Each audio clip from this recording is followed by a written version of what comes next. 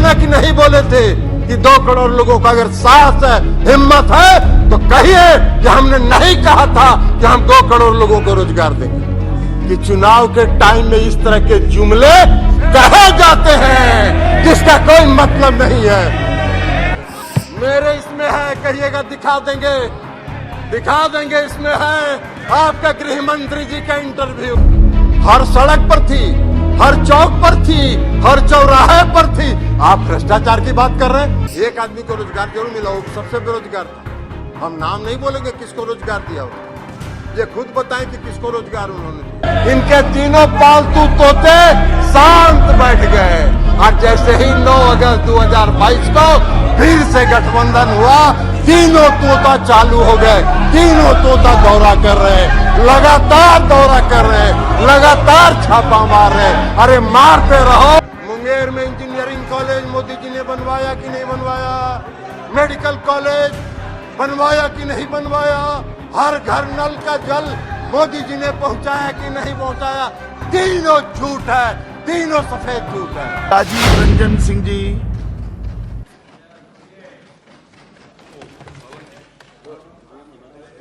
सभापति महोदय,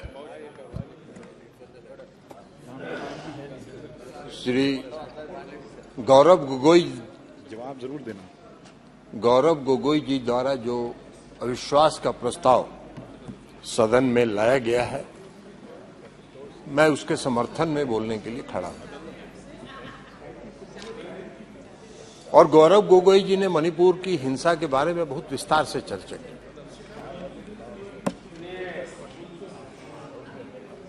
और हम लोग को आश्चर्य तब होता है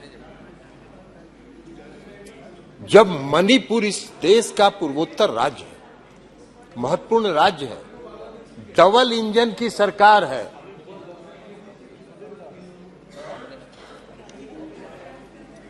डबल इंजन की सरकार है और वहां की चर्चा जब होती है, वहां के हालात पर जब चर्चा होती है,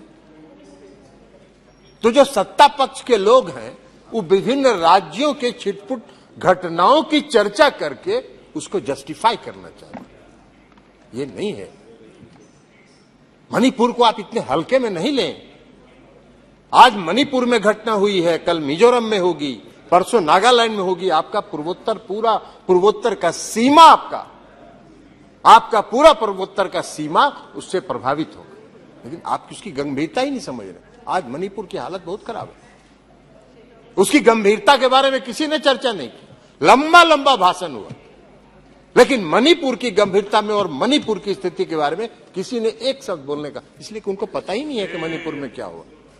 उनको पता ही नहीं है कि मणिपुर में क्या हुआ। मैं भी गया था, मणिपुर गया था, और मैं गया था 2 समुदाय के बीच इतनी दूरी बढ़ गई है, इतनी घृणा फैल गई है एक दूसरे के प्रति कि उसको पाटना बहुत मुश्किल है। जितने हल्के में आप कह रहे हैं उसको आप नहीं पाट सकते। दोनों समुदाय के लोगों में विश्वास की कमी है। हम लोग गए थे, दोनों समुदाय के राहत शिविरों में गए थे। दोनों समुदाय के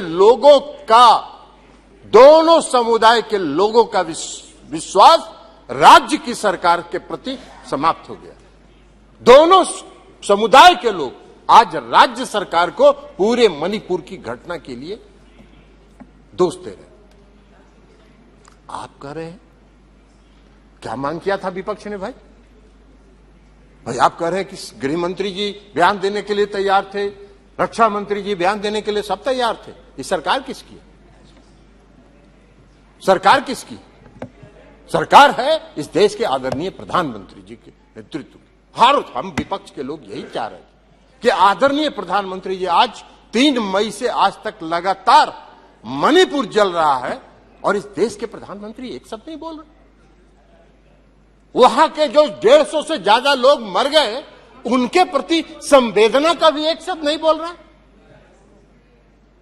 इतनी बड़ी घटना हो गई इस देश के किसी राज्य में, पूर्वोत्तर के राज्य में, आप एक शब्द नहीं बोल रहे।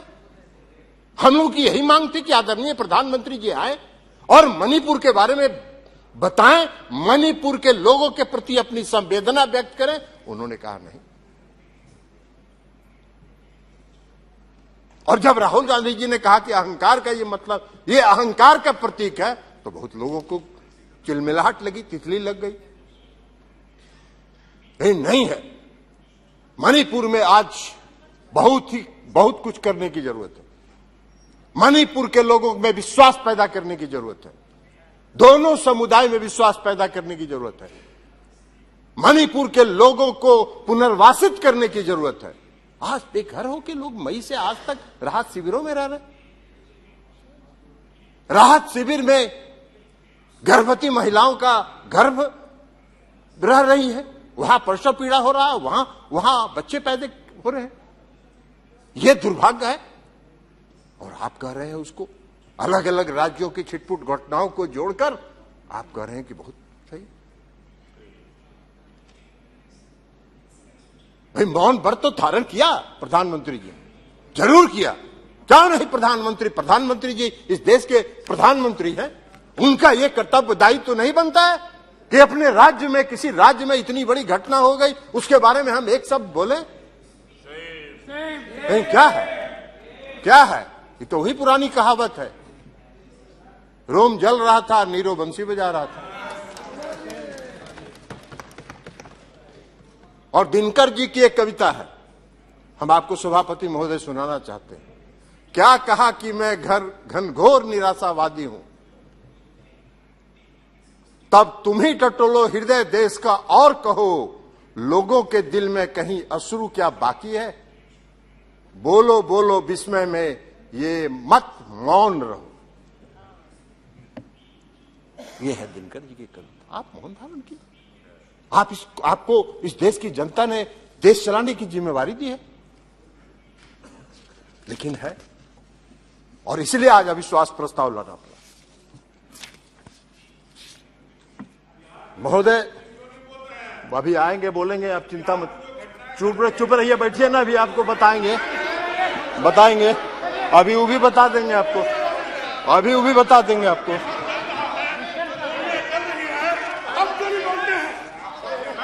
बैठिए आराम से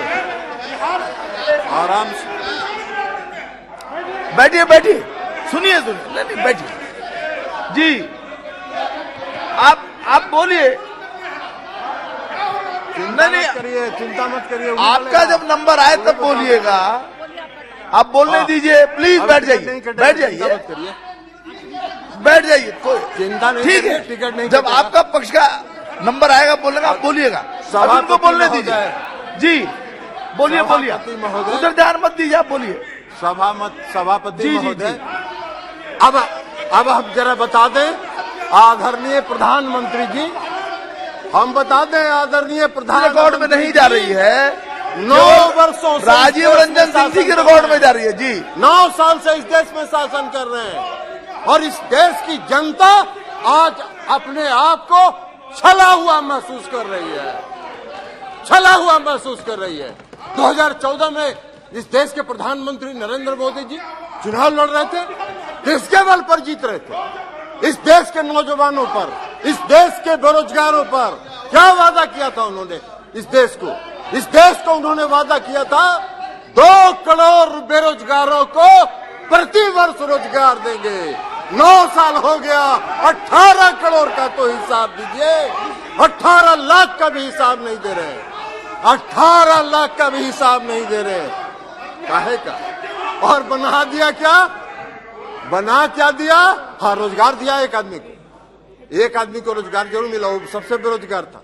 हम नाम नहीं बोलेंगे किसको रोजगार दिया उन्होंने, ये खुद बताएं कि किसको रोजगार उन्होंने दिया, जो सबसे बड़ा बेरोजगार था, और उसको भारी रोजगार देके पूरा इस देश के नंबर 1 और दुनिया के नंबर 3 पर पहुंचा देने का काम किया। नाम बताइए आप ही, किसको इतना बेरोजगार था जिसको रोजगार दिया? इस देश के नौजवानों को तो रोजगार नहीं मिला। हम लोग भी चुनाव लड़ रहे थे 2014 में, जो बेंगलोर में, महाराष्ट्र में और अलग अलग शहरों में जो लड़के इंजीनियरिंग और मेडिकल कॉलेज में पढ़ते थे, सब अपनी पढ़ाई छोड़ के गांव आ गए थे और सब अपने घर में बैठ गए थे और कह रहे थे अपने अभिभावकों को कि मम्मी पापा वोट दे दो मोदी जी को, हम लोगों को रोजगार मिल जाएगा।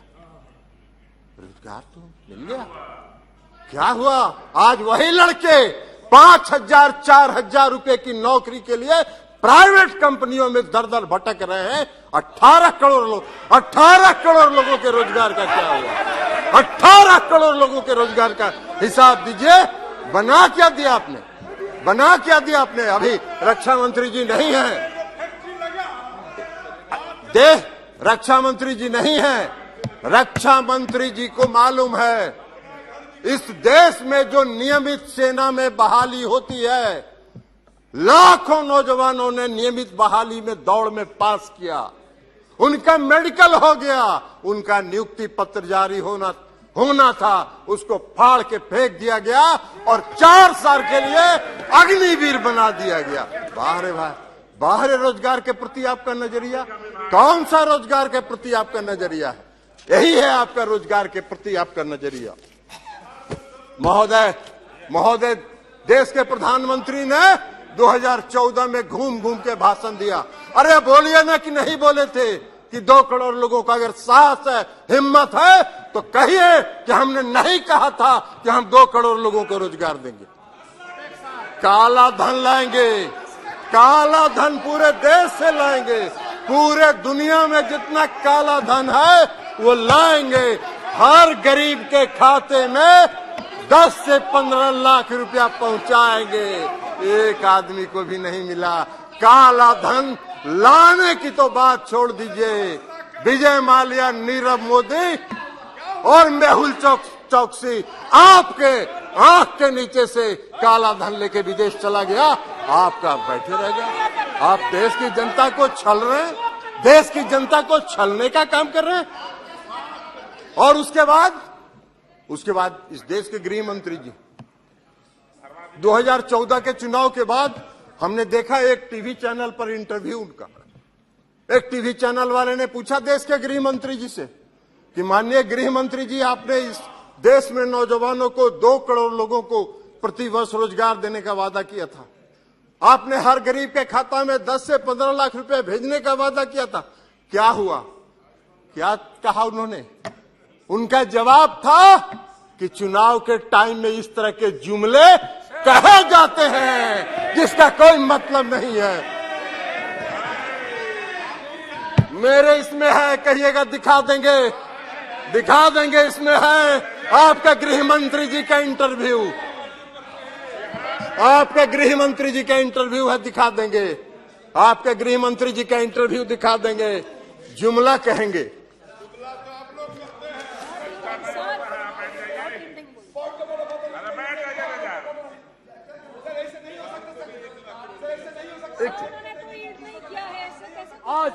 आज नरेंद्र मोदी जी के नेतृत्व। अरे छोड़िए, ये पॉइंट ऑफ ऑर्डर है। ये सभापति महोदय, ये सब धंधा नहीं चलेगा। योजनाओं से बीच में कोई पॉइंट ऑफ ऑर्डर के नाम पर खड़ा होके और अनर्गल बात करेंगे, ये नहीं चलेगा। ये सब जुमलेबाज हैं। ये क्या बोलेंगे? जुमला कहते हैं। इनके 1 नंबर के मंत्री ने इस देश में कहा कि जो चुनाव में हम वादा करते हैं वो जुमला होता है। यह कह रहे हैं महंगाई। आज देश में सबसे बड़ी समस्या क्या है? महंगाई।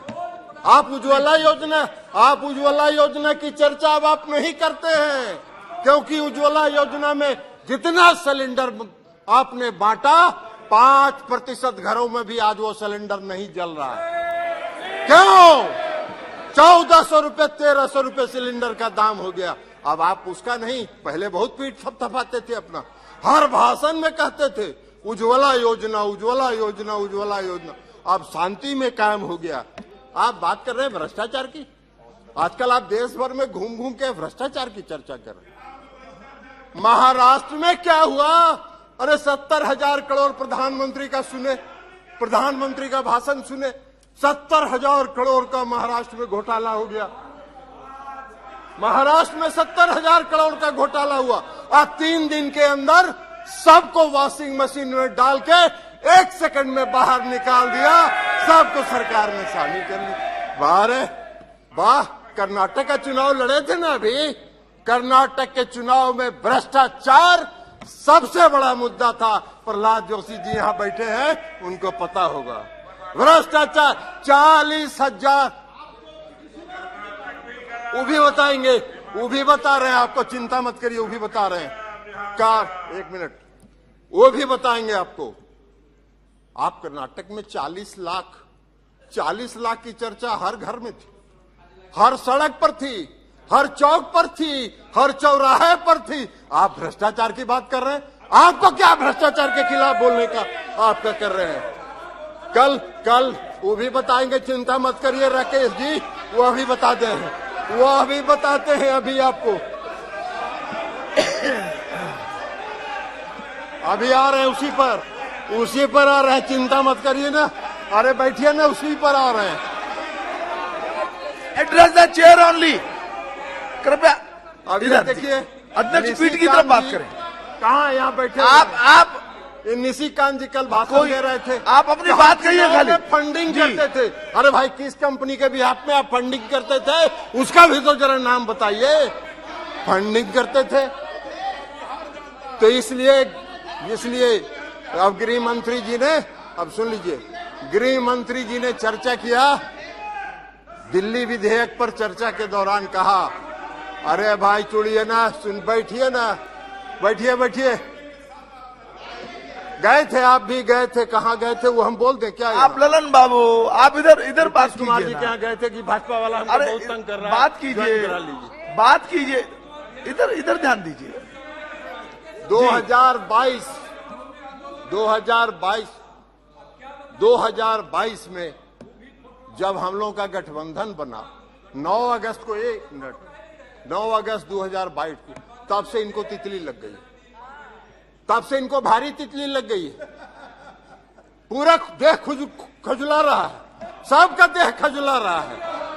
2017 में अभी बताएंगे आपके भविष्यवाणी का भी, आपके गृह मंत्री जी कितने बड़े भविष्य वक्ता हैं। 2022 में जब हुआ, तितली लग गई, इसलिए कि 2015 में जब 3 नहीं, ये बात ठीक नहीं। गठबंधन, आपको अवसर मिलेगा तब आप अपनी बात रखिएगा, आपको अवसर मिलेगा, अपनी बात रखिएगा। अभी सुनिए, 2017 में जब हम लोग 2015 में जब हम लोग का, ओहो ठहरो यार, आप कहाँ के लिए बीच में बोल रहे हैं? 2015 में जब बिहार में गठबंधन हुआ, आरजेडी का, जनता दल यू का और कांग्रेस पार्टी का, तो गृह मंत्री जी 3 महीना बिहार में कैंप किए, 3 महीना बिहार में कैंप किए। और खड़े बैठिए ना, आप बड़ा दिल्ली का, बैठिए। बिहार के बारे में क्या जानते हो? ABCD जानते हो ही नहीं? ABCD जानते हो? ABCD जानते हो? आप बार उधर क्यों देखते हैं? तो आप इधर बात करिए ना। तो जब गठबंधन हुआ, 3 महीना भी वहां, 3 महीना गृह मंत्री जी कैंप किए, 3 महीना गृह मंत्री जी कैंप किए, और 43 आम सभा इस देश के आदरणीय प्रधानमंत्री जी ने की, जो रिकॉर्ड है किसी राज्य के विधानसभा के चुनाव में प्रधानमंत्री ने 43 आम सभा की होगी, ये रिकॉर्ड है। और सीट आया 52 गो, 52 सिमट गए। और जब इनका नहीं चला तो इन्होंने लालू जी के परिवार के यहाँ छापा मरवाने का काम किया। और जब छापा मरवाने के कारण 2017 में हमारा गठबंधन टूटा, तो 17 से 22 तक कुछ नहीं हुआ। 2017 से 2022 तक कुछ नहीं हुआ। शांति में इनके तीनों पालतू तोते शांत बैठ गए। और जैसे ही 9 अगस्त 2022 को फिर से गठबंधन हुआ, तीनों तोता चालू हो गए, तीनों तोता दौरा कर रहे, लगातार दौरा कर रहे, लगातार छापा मार रहे। अरे मारते रहो, बिहार का 40 में 40 सीट हारोगे।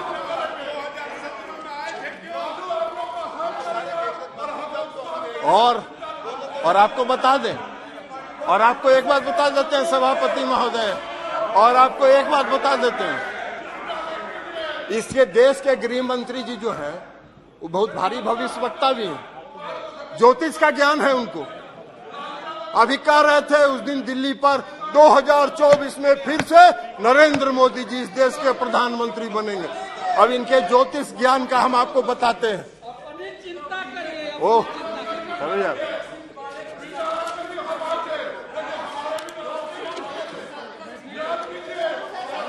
बैठिए, बैठ जाइए, बैठ जाइए, बैठ जाइए, बैठ जाइए, आप बैठ जाइए, बैठ जाइए प्लीज, बैठिए, बैठिए, बैठिए। 2000 रिकॉर्ड में नहीं जा रहा है। 2000 बोलिएगा तो रिकॉर्ड में आएगा, तब बोलिएगा जी। 2015 में इन्होंने गृह मंत्री जी ने अरे कुछ रिकॉर्ड में नहीं जा रहा है। जी ने भविष्य बैठिए। कि जिस दिन बिहार के चुनाव की गिनती होगी उस दिन 11 बजे नीतीश कुमार जी त्याग पत्र देंगे, 12 बजे प्रधानमंत्री भारतीय जनता पार्टी की सरकार बिहार में बनेगी। इनका भविष्यवाणी फेल कर गया, भविष्यवाणी फेल कर गया गृह मंत्री जी का। 52 को मात्र सीट आया। 2021 में बंगाल में चुनाव लड़ रहे थे, कहे 2/3 बहुमत से सरकार बनाएंगे, हार गए। 2022 में हिमाचल गए, वहां कहे सरकार बना रहे हैं, भविष्यवाणी फेल कर गया। कर्नाटक गए, वहां कहे 2/3 से सरकार बना रहे हैं, हार गए। 2024 भी आप जरूर हारेंगे, आपका भविष्य यही बता रहा है। और आप एक बात बता देते हैं, 2-3 मिनट में प्लीज 2-3 मिनट में कंक्लूड करेंगे सभापति महोदय। आई गृह मंत्री जी का आदत है सब, इनका गृह मंत्री जी का यही आदत है। बिहार में अभी 3 बार गए, 3 दौरा कर लिए हैं। एगो पहला दौरा में गए, बैठिए, पॉइंट ऑफ ऑर्डर कर लिया। क्या पॉइंट ऑफ ऑर्डर है? नहीं, क्या पॉइंट ऑफ ऑर्डर? जी जी, क्या क्या 352(2) जी 352(2) सर बैठिए ना, बैठिए आप। इन्होंने कई एक बातें जो है डिफेमेटरी माननीय गृह मंत्री जी के लिए की हैं। 352(2) ये कहता है कि वो सदन के सदस्य हैं, बिना ये नोटिस के उनके बारे में इस तरह की बातें जो बाहर बोली गई हैं वो नहीं बोल सकते हैं। माननीय रंजन जी जो है, ललन जी, इस सदन के मेरे से ज्यादा वरिष्ठ सदस्य हैं, यहाँ के नियम कानून के बारे में उनको ज्यादा जानकारी है, इसलिए जो भी बातें उन्होंने कही वो एक्सपंज कर देना चाहिए और उनको इस तरह की बातें नहीं करनी चाहिए। देख लेंगे उसको। जी हो गया, ठीक है। अरे छोड़िए ना, 1 मिनट। जी जी जी, ओ छोड़ दीजिए ना जी, कुछ नहीं बोले, इनका छोड़ दीजिए। हाँ, और सभापति महोदय 3 बार गए गृह मंत्री जी बिहार। पहला बार गए पूर्णिया में भाषण दिए, कहे कि पूर्णिया का हवाई अड्डा मोदी जी ने बनवाया कि नहीं बनवाया। जनता हंस रही थी, जिसका काम भी शुरू नहीं हुआ उसको ही बनवा दिया हवाई अड्डा। अरे ऐसा बड़ा भारी जुमलेबाज तो देखे ही नहीं भाई। जिस हवाई अड्डे का काम भी शुरू नहीं हुआ उस हवाई अड्डे को बनवा दिए। या यही अध्यक्ष थे, ये जो बैठे हुए हैं ना, ये अध्यक्ष थे, यही फीडबैक दिए होंगे। और उसके बाद गए अभी लखीसराय में, लखीसराय में जाके इन्होंने क्या कहा, मुंगेर में इंजीनियरिंग कॉलेज मोदी जी ने बनवाया कि नहीं बनवाया, मेडिकल कॉलेज बनवाया कि नहीं बनवाया, हर घर नल का जल मोदी जी ने पहुंचाया कि नहीं पहुंचाया। तीनों झूठ है, तीनों सफेद झूठ है। मुंगेर का मेडिकल कॉलेज 1 रुपया केंद्र का नहीं है, मुंगेर का इंजीनियरिंग कॉलेज 1 रुपया केंद्र का नहीं है। मुंगेर बिहार में हर घर नल का जल 1 रुपया राज्य की सरकार ने केंद्र से नहीं लिया। इन्होंने ऑफर किया, उन्होंने ठुकरा दिया, कहा नहीं लेंगे। तुम्हारी फितरत है, केंद्र सरकार की फितरत है। राज्य की कोई योजना चलती है, उसमें कुछ पैसा दे देते हैं। अब पैसा दे के कहते ही तो मेरा योजना है। नीतीश जी ने कहा 1 रुपया नहीं लेंगे, 1 रुपया नहीं लेंगे, हम अपनी ताकत पर करेंगे। और ये काम उन्होंने किया, शर्म ही नहीं आता है। ये भी गए थे लखीसराय में, यही बताए होंगे कि मेडिकल कॉलेज बनवा दिया, इंजीनियरिंग कॉलेज बनवा दिया, हर घर नल का जल बनवा दिया। ललन जी, फीडबैक देते अब कीजिए, हैं। समाप्त इस देश के गृह मंत्री जी इसी तरह के बयान करने के आदी हैं। अरे जम्मू एंड कश्मीर में पीडीपी कौन था? क्यों समझौता किए थे? आपका नेचुरल एलाई था क्या? आपका स्वाभाविक गठबंधन था जी। बात बना रहे हैं और यहाँ भाषण देते हैं सब जम्मू एंड कश्मीर का। मुफ्ती महबूबा मुफ्ती से गठबंधन किया कि नहीं किया? क्यों किया? आप लालू जी धन्यवाद, साथ रहे, धन्यवाद। हम लोग एक पार्टी में रहे हैं, इस पार्टी का निर्माण हम लोगों ने किया था जी। इसलिए रहेंगे।